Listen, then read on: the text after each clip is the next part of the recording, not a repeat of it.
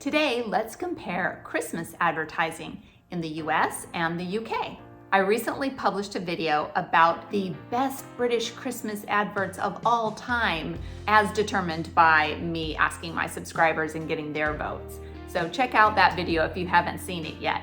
But today, we're going to specifically look at Christmas advertising for this year and a few ads from the US as well as the UK, and do that as an example of British versus American advertising. If you're new here, hi, I'm Dara, and my husband Ian and I live in Gloucestershire part of the year and Texas the rest of the year. And I created this channel because we love to talk about British stuff. And specifically, I like to talk about advertising because in my career, I spend a lot of time doing advertising. First up, a few American Christmas ads for this year. Okay, this first ad is a commercial that I've seen the first few seconds of, but it's always on YouTube when I'm trying to watch a friend's video, so I always skip over it. So I'm gonna watch the whole thing now and we'll react to it. It is for Hobby Lobby, which is an American craft store that also has decorations and things.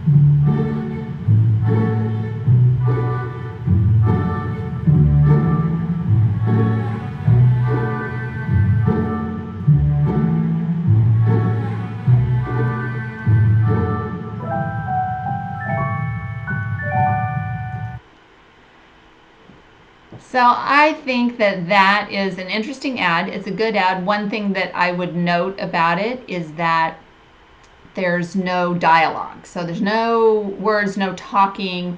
It's just the visual tells the story, which does remind me of British Christmas ads a little bit. The difference is that this is very commercial. It's really trying to sell you on Hobby Lobby's stuff because the girl who really killed it with the hot cocoa sales, she was the one that got all the really cute decor from Hobby Lobby that upped her decor to the next level and made her the master salesperson.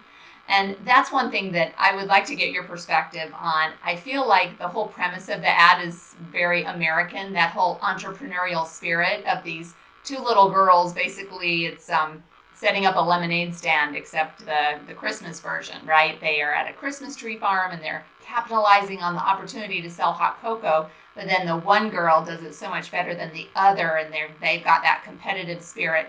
But then the spirit of Christmas prevails, and when she sees she's just trouncing her competitor, she decides to cooperate and go sell marshmallows instead and even give the girl some marshmallows. So I feel like it was a sweet message about Christmas and the miracle of Christmas, but also totally touting Hobby Lobby stuff. And of course, finishing with a reminder that it's 60% off Christmas decor right now at Hobby Lobby. Now for a T-Mobile Christmas ad that was suggested to me. Have yourself a merry little Christmas. Let your heart be light. From now on, all trouble will be out of sight. T-Mobile won't raise the price of your talk, text, and data. Plus, families get over 220. Okay, so that was interesting because the two actors are from an American sitcom, which I'm assuming most British people would not know. I believe the name of the sitcom was Scrubs. And they were two very funny characters that were colleagues, I think, at a hospital or something. But so those two actors are doing a spoof ad that's kind of making fun of, I think it's a British Christmas movie. Is it Love Actually? I can't remember. I'm not an expert on these movies. I haven't seen them all. But so let me know in the comments if Love Actually was the movie where they did that whole cue card thing, which now has become a thing that everybody seems to be copying. So I thought that was a really cute ad, that those actors have good chemistry, and the whole premise was funny. It's very Christmassy, but it's an American ad where they're selling you stuff. They're selling you on the benefits for having T-Mobile, and then there's all kinds of sales messages after that little front part. Then, we get into all of the fine print of all the benefits that they're selling. So I thought it was a cute, funny ad, but definitely very commercial, very salesy. And here's another T-Mobile ad in the series. Take a picture. You got a new iPhone? Yep, I just got the new iPhone 14 with its amazing camera at T-Mobile. How does it do? Just switch to T-Mobile and you can get iPhone 14 with Apple TV Plus included. And so much more. I'm talking over $225 in benefits every month. Wow. At T-Mobile, get iPhone 14 on us with Apple TV Plus included. Part of over $225 in benefits every month on Max family plans. That was funny. So it's the same two actors, and they're making fun of riffing off of another Christmas movie. This time it's the American Christmas movie, A Christmas Story. Do you British people know about that Christmas movie? It's kind of Americans' favorite Christmas movie of all time. Fantastic movie where I think the main character, the little boy's name was Ralphie, and there was a whole triple dog dare to stick his tongue on the flagpole, I think, of the playground. But man, watching that guy with his tongue stuck to the lamppost was super cringy because it's like, ow, just hurts looking at that. But funny, I love the part where he's like, is that the new iPhone? That was really funny. I liked it because it integrated the iPhone message, but it still just had something funny and Christmassy happening. So I think for an American Christmas ad, it was pretty good. If you enjoy videos on British culture, food, travel, or cute animals, I hope you subscribe. And now for some British Christmas adverts for 2022. Okay, this is the Sainsbury's ad. And right from the get-go, this looks very British. The name of it is Once Upon a Pud, which is not a word that Americans use. And we've got the castle and a dragon. And so this is looking very British already. Let's check it out. In a far, far away land, a feast was being planned. Crab thermidor crumpets. Delicious. Cider glazed gammon. Yes, I love all that. You, what do you have? For dessert, I've never really liked Christmas pudding.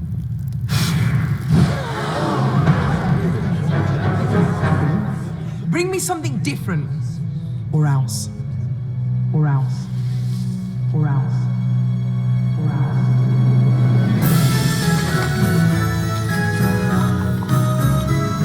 A sport biscuit!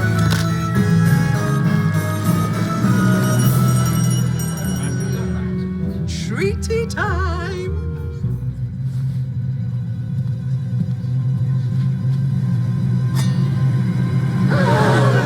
It's a Christmas pudding. Uh-oh. Is that caramelised biscuit? yes, Countess. That's a bit of me.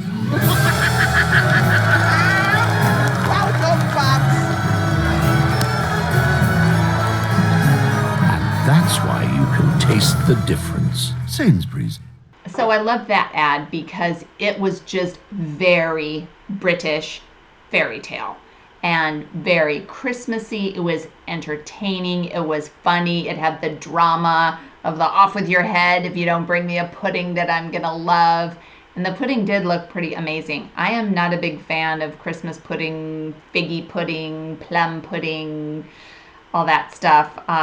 But that looked really good. I'd eat that. and especially the closing shots of the sumptuous dinner. So I feel like, not to be snobby, but I feel like Sainsbury's is kind of mainstream, and a Waitrose or M&S Christmas dinner would probably have the more amazing food. So I think from an advertiser's standpoint, Sainsbury's is doing a good job in kind of elevating their Christmas fare with this ad, and I thought it was a really entertaining and on point Christmassy ad, so I liked it.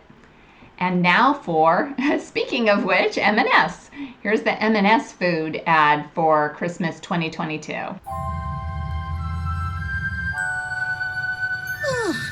It's Christmas, and I need to find me a little friend. But not you. Or you. Oh, definitely not you. Oh, this could be fun. What's going on? Is it playtime already? Merry Christmas, Ducky. Christmas?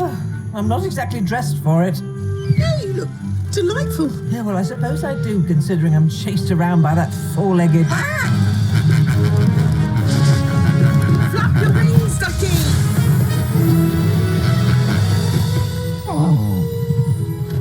Oh, look at me. I'm falling apart. Looks like we need to fill you with some festive cheer. I suppose a mince pie could fill a hole or two. How about a slice of M&S Collection perfectly matured cherry and orange liqueur Christmas pudding wreath? Well, that is a bit Christmassy. And look at these. Award-winning M&S mini steak crostinis with caramelized onions. Oh, M&S Collection Christmas sourdough loaf with dried cranberries and sage. Now that's something to sink your beak into. That's the spirit. Or this is the spirit of M&S slow gin. Yum! Oh, we are going to have the bestest Christmas ever. Yes, but I think I might celebrate it up here on the sideboard, if that's okay. This is not just food. This is M&S Christmas food. Okay, I loved that. I haven't seen all the M&S ads for years and years. I guess Dawn French has been doing that fairy thing for maybe more than last year. I saw it last year. That was my first time seeing it. So she's back. I love Dawn French. And then the dog toy that she was chatting with, who I think is named Ducky, that I believe is her name Jennifer Saunders from the French and Saunders kind of comedy act from way back when. They're fabulous actresses and comedians. So loved seeing them together. That is awesome. I think this is an example of another example, like the ad we just watched before this, of the British ads tell a story. They take you along in this story that's entertaining in its own right, and then you get to a little bit of product placement and you see the fancy foods and whatnot. So I thought those M&S foods looked delicious. Of course, I laughed when she made a comment about mince pie, because I'm famous for hating mince pies, but I know most British people are like them. So I think it was a good ad overall. Had a fun story, had fun actors, and some great animation, and some really delicious looking food at the end. My experience as an American advertiser, 1 year I was in charge of doing all of the advertising for a large American retailer for the video game systems and video games, and we had loads of ads that we filmed, and they were just all about selling stuff. So I think the emphasis on story over selling is definitely more of a British thing. Okay, and to finish, we're going to have a John Lewis ad, and John Lewis has been some of my favorite ads from the past, so let's see what they have for 2022.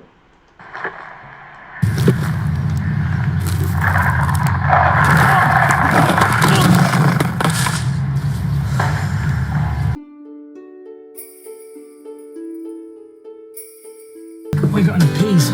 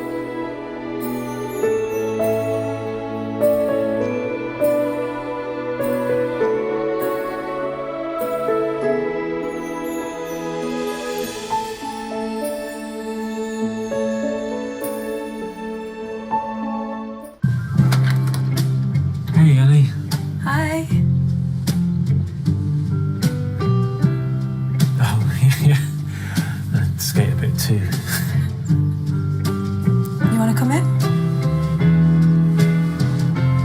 Oh, it's cool. Not as good as yours, I don't think. Oh, well, I just have a few stickers, that's all. Get some stickers. Oh my word.